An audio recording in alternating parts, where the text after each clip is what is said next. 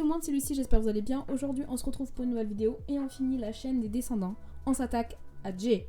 Donc j'espère que vous êtes prêts, car c'est parti.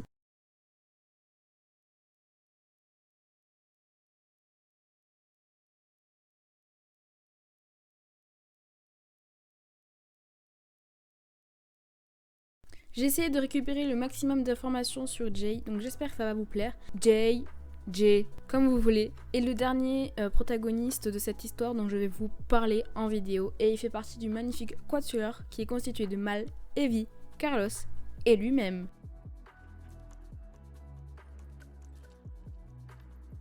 Dans cette catégorie, j'ai décidé de parler de son physique, mais aussi de sa mentalité. Comme ses camarades précédemment, il a eu 3 évolutions sans prendre en compte le dessin animé qui est sorti. Il est considéré comme extrêmement beau dans ses films, il est punk et espiègle. Il est très athlétique et d'ailleurs il est très fort en sport et il devient capitaine de sport de l'équipe d'Oradon. Lorsqu'il arrive sur Oradon, l'un de ses points faibles est qu'il a une fâcheuse tendance à voler, que c'est un escroc. Même s'il est beau, vif d'esprit et qu'il a énormément de charme, cela le rend moins attirant à mes yeux, en tout cas dans les premiers. Jay a les cheveux longs durant tous les films et même dans le dessin animé.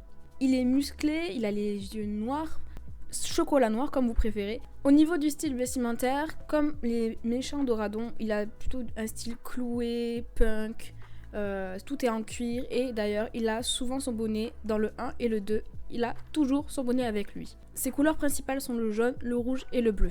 Dans le 3, il décide enfin d'enlever son bonnet pour laisser place à un petit chignon. Ses couleurs restent toujours les mêmes, mais beaucoup plus foncées. La personnalité de Jay évolue tout au long des 3 films de la saga. Au début, il arrive, il croit que tout lui est donné, donc il se permet de voler aux autres. On lui explique que ça ne marche pas comme ça, et d'ailleurs le fait qu'il ait participé en tant que camarade dans une équipe de sport fait qu'il a énormément évolué mentalement, car il a appris à, disons, avoir des responsabilités et à ce que les gens comptent sur lui, ce qui n'était pas le cas malheureusement sur l'île de l'oubli. À la fin du film, il est extrêmement déterminé, c'est quelqu'un de déterminé, de confiant, qui ne lâche pas ses amis et c'est quelqu'un d'extrêmement bon. Il a d'ailleurs abandonné ses manières de kleptomanie. Cependant, il garde toujours son attitude de confrontation, car mine de rien, il aime se battre et il aime bien taquiner les gens.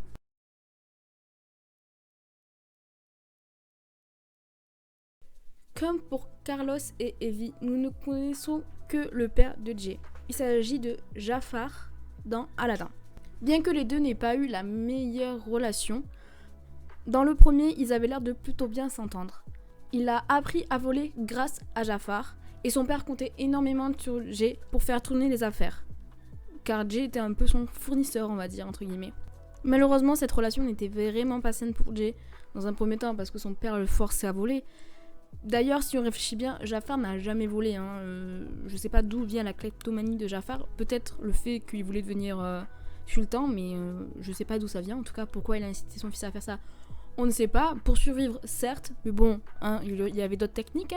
Jafar n'a pas du tout été bon envers Jay, même s'ils s'entendaient plutôt bien. En effet, Jay dormait sous le meuble télé. Il n'avait pas de lit en fait. Donc, clairement, Jay aurait pu mourir à tout moment. Parce que en regardant les immeubles et les appartements qu'ils possédaient, en tout cas dans le 1, dans le 2, ils étaient plutôt canons leur appartement. On se dit, Jay, on aurait pu peut-être pas l'avoir en fait finalement dans notre chère école d'Oradon.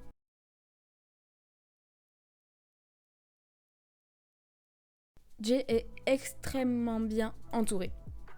Comme je l'ai dit précédemment, il fait partie du quatuor Carlos, Mal et Evie. Ils se sont soutenus mentalement et physiquement. Et on peut dire que Carlos est le meilleur ami de Jay. Dans les 3 films, on les voit généralement ensemble. Ils sont presque inséparables, on va dire entre guillemets. Leur présence mutuelle est positive pour eux, même si on les voit souvent se battre, mais c'est plus de la bagarre amicale, en tout cas du côté de Jay. Parce que Carlos au début, il souffre un peu, le pauvre. Et ils ont rejoint tous les deux l'équipe de sport dont Jay est devenu l'un des capitaines. Mais ça n'a pas empêché Jay de soutenir Carlos, et grâce à Carlos d'ailleurs à la fin du 1, qui remporte le fameux match. Que serait Jay sans Mal et Evie? Je vais parler des deux à la fois parce que pour moi c'est un binôme, Mal et Evie, donc on peut pas les séparer. Il a toujours été avec elle et ce sont ses meilleurs amis également. Il a toujours soutenu Mal.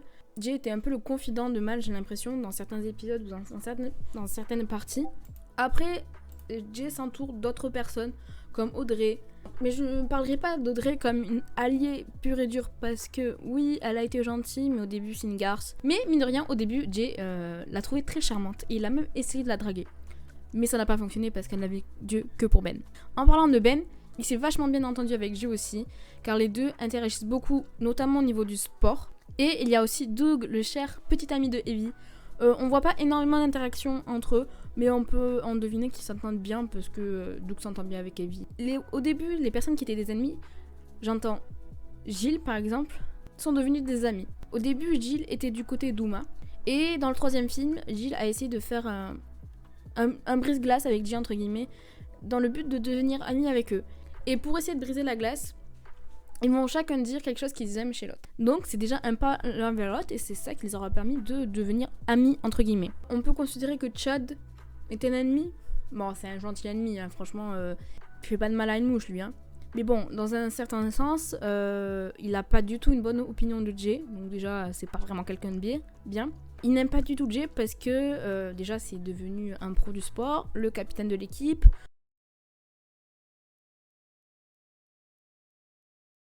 Comme tous les protagonistes de cette histoire, de ce roman, de ce film, de cette saga, Jay a une petite flirt avec Lonnie, la fille de Mulan. Dans le premier film, Lonnie et Jay n'interagissent pas beaucoup, sauf, c'est surtout dans le 2 où il y a un rapprochement, car Lonnie supplie Jay de faire partie de l'équipe d'Oradon pour l'escrime.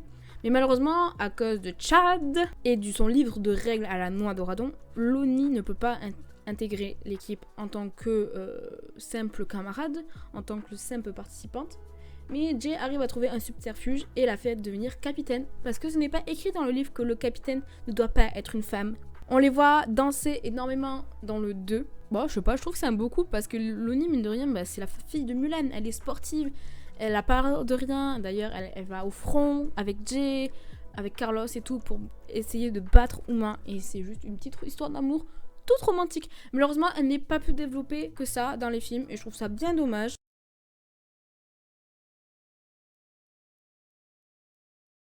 Jay a commencé sa vie sur l'île de l'oubli en tant que fils de Jafar et en tant que voleur. Il aimait se battre avec Carlos, que ce soit sur l'île de l'oubli ou à Oradon. Il aimait se battre. C'est d'ailleurs pour ça qu'il a réussi à intégrer l'équipe d'Oradon. C'est Ben qui l'a poussé à intégrer l'équipe d'Oradon parce qu'il fallait canaliser toute cette énergie. Et d'ailleurs, l'entraîneur était très fier de l'avoir dans son équipe. Il tente de flirter avec Audrey, mais cela ne fonctionne pas parce que celle-ci n'a Dieu que pour le prince Ben. Pendant tout le 1, Jay ne peut pas s'empêcher de voler des objets. D'ailleurs, il se fait un peu réprimander par Mal. Parce que ce n'est pas bien, il faut passer pour des gens gentils. Jay est très rieur, c'est-à-dire qu'il n'hésite pas à rigoler de tout. Jay, accompagné de Carlos, va faire gagner l'équipe d'Oradon. Mais mine de rien, ils sont quand même invités au couronnement de Ben. Dans ce couronnement, ils avaient prévu de faire sombrer le royaume en délivrant Maléfique. Mais il a gagné une coupe avec ses camarades. Et Jay regarde cette coupe et se dit, est-ce que c'est vraiment le bon choix qu'il va faire? Et arrive le jour du couronnement. Et ce n'est pas Mal qui attrape la baguette de la bonne fée. Mal arrive à récupérer la baguette. Et c'est à eux de choisir ce qu'ils en font. Est-ce qu'ils deviennent gentils? Est-ce qu'ils deviennent méchants? Ils ont le choix. Pour une fois dans leur vie, ils ont le choix. Et ils décident de devenir gentils. Parce que c'est ce qui les intéresse.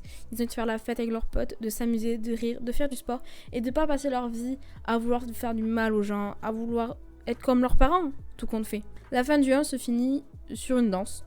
Où finalement, Jay arrive à inviter Audrey à danser. Dans le 2, Jay a laissé tomber le vol. C'est derrière lui depuis très longtemps. Et il se concentre sur l'athlétisme. Et d'ailleurs, il a gagné le rôle du capitaine de l'équipe d'Oradon.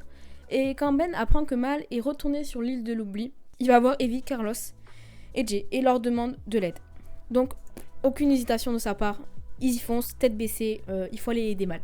Donc, il tente d'enseigner à Ben qu'est-ce que c'est d'être un méchant. Bon, Ben y arrive, comment, je ne sais pas. Parce qu'il est dans... Alors, la chanson, il y arrive et 2 minutes après, il se fait enlever. Hein, donc, faut pas chercher à comprendre. Donc, ils ont réussi à récupérer Mal. Maintenant, il faut réussir à récupérer Ben. Là, Lonnie arrive en selle et elle va les aider à battre Uma, à se battre contre Harry, Gilles. Waouh, tout trop bien. Et à la fin, ça se finit bien. Ils dansent encore sur le bateau, tous ensemble. Joyeux, bonheur, amour. Début du 3. Jay, toujours capitaine de l'équipe, ça n'a pas changé. Il nous a fait sauter le bonnet. C'est Audrey qui devient la méchante. Si ça là on l'avait vu venir. Mais malheureusement, dans le 3, j'ai pas grand souvenir qu'on voit vraiment Jay en action, entre guillemets. Oui, on le voit se battre. Oui, on le voit soutenir mal. Oui, blablabla, et machin, et bidule. Mais en fait, il finit en pierre. Donc en fait, il n'est même pas là au combat final. Le 3, c'est vraiment plus tourné sur Mal et la relation avec son père.